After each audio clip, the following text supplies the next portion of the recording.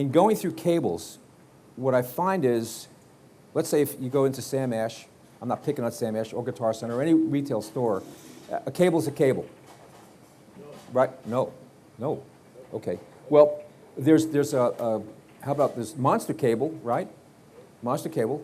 You've heard of that brand, right? Okay. And there's probably the black cable that has the blue heat shrink on it.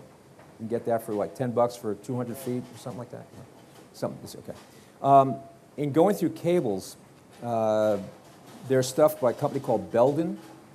There's stuff by a company called Mogami. There's stuff by a Japanese company, also another Japanese company called Knaer. There's a German company called Klotz. And it goes on and on and on. What I found and what I've read about and learned is that you want the least amount of capacitance, which is like a storage thing in the cable. The more capacitance actually starts rolling off highs. It makes the cable start to sound like this. Okay? So what I found, what works for me and a lot of other people now, is a brand called Mogami. There's one particular model called the 2524. A couple of years ago, I was in Austin, Texas, and a guy had the Mogami Platinum. I think for 10 feet, it's like $110. It's not cheap stuff. We plugged in the guitar, and what I heard was between, say, 100 hertz to about maybe 500 hertz, there was this push in the mids. It wasn't real flat, it was just this push in the mids, and it was like, it sounds good, but something's not right. The balance isn't right. Plugged in the 2524, and it was like everything was even. So that's kind of where I was at. Checked out this Knaer cable, and these guys were raving about it. I bought a set, and I put it back on eBay with the same pictures, and the guy was like really pissed.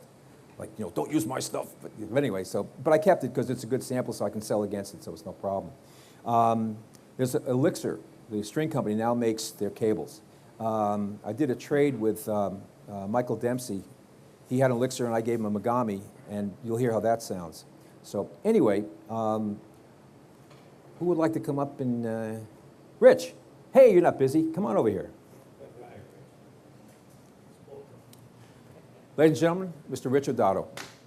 Let's think about the string. Let's think about where the ball end is, how it travels in the Strat, goes through this block, around the saddle, into the tuners. Okay, so there's a whole bunch of different vibrations that's actually taking place. The block actually gives more vibration, more girth, more depth to what's going on. If you take a look, say, at a stock Mexican Tele, you'll see a very thin block. In the American ones, they're actually thicker. If you take a look at a Squier, it's even thinner. Okay, they're just cutting down on cost and also on performance. So it's mass. Absolutely. But it's also material, too. The quality of the material is important, too. Whether you use brass or you use stainless steel, cold-rolled steel, all that will affect tone differently, but better. Okay, so this, go ahead. This, you should be good to go here.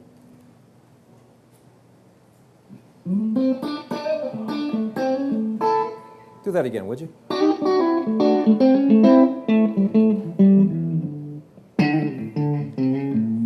Ladies and gentlemen, Mr. Rich Odato. Woo!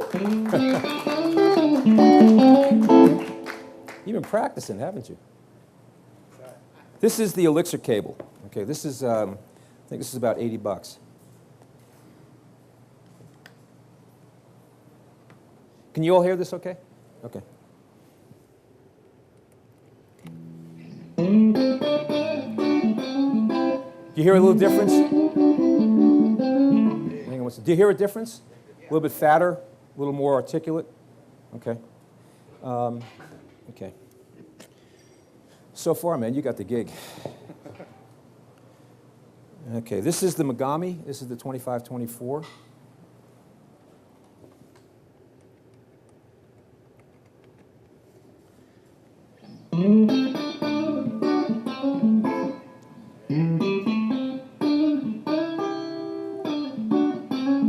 Just play something, just hold it.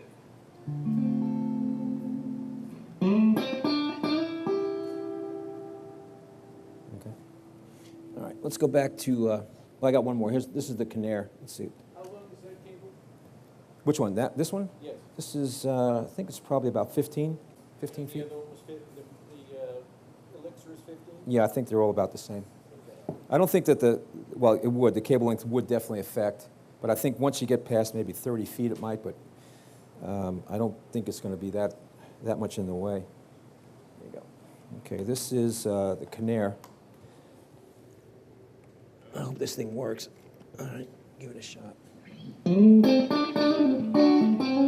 Go. Okay, listen to the top end. You find that it's got a little bit of attenuation on the highs there? Good, good.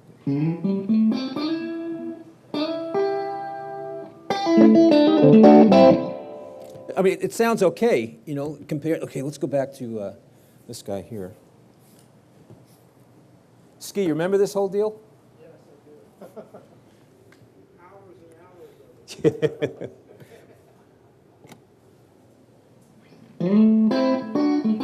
Okay. So there's a difference in presence right now. Do you hear that? It's almost, not that it's a blanket, but it's almost dull.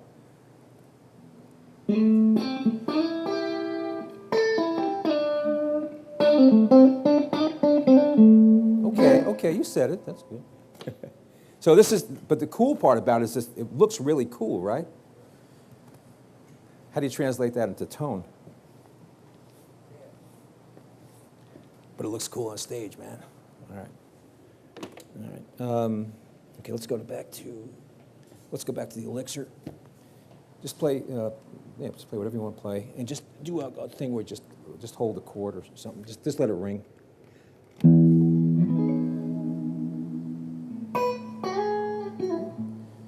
It's more brilliant. The highs more articulate. Sounds nice, right? Rich, dude, appreciate what you said, but I want to hear that lick that you did.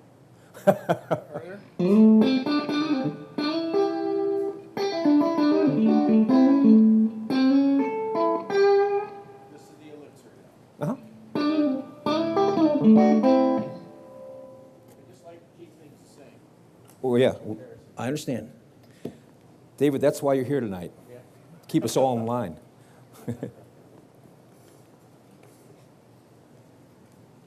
Well, now you're stuck on that same lick, okay? That's all right. All right.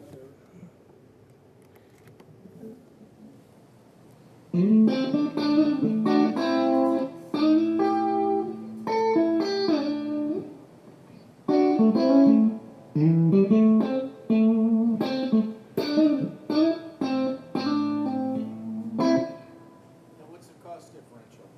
Well, let's see. This cable's about $80, and if I make the cable for you, it's $1 a foot and 10 for the ends. So, and understand this, guys. Okay, this is not about me selling you stuff. Okay, this is not what this is about. I'll be happy to do that for you, but I'm just, you know, this by no means am I shoving anything down your throats. You know, it's not like you have to buy. However, I think that Jim Purcell, on the other hand, would probably. Oh, I'm sorry, Jim. Anyway, all right. Yes, sir. What cable is he having there? What's that? That's the Megami. Right. And I tell you that. Well, are you okay with the way this? I mean, that's kind of what I favor, and that's just what I like. It also works well. It works great on bass guitars. It works great as a line cable for keyboards. It works even better for harmonica players. Are you a harmonica player? Yeah. So. Right. On the PA stuff, all the line stuff, it works great. I mean, it's amazing. Also, like, we're not talking about microphones, but on microphone cable, it's just phenomenal stuff. And I thought it was going to be expensive, you know, to get set up with it when I What's the first difference in heard price about it. of those two? It's not. Well, It's not expensive. I have to tell you that I'm not getting a trip to Maui and making the cables. I do it because I love it and I want to do it for you guys. I know that sounds so. I want to do it because I really enjoy doing it. Right. Okay. Anyhow, so look, if you went to buy this cable, let's say at Guitar Center, a 15-footer would probably cost you about $60. So if you buy it from me, it's $25. So thank you very much. Okay. Yeah. So either I'm not charging enough or they're okay. All right. Anyway. Cool? Cool. So good with the cable? Okay, cool. Okay, now, you're not done yet. So you're not going to get this. Okay, let's talk. So any questions on the cables? Any cables that you prefer? Any sound quality? Yes, sir. Begami.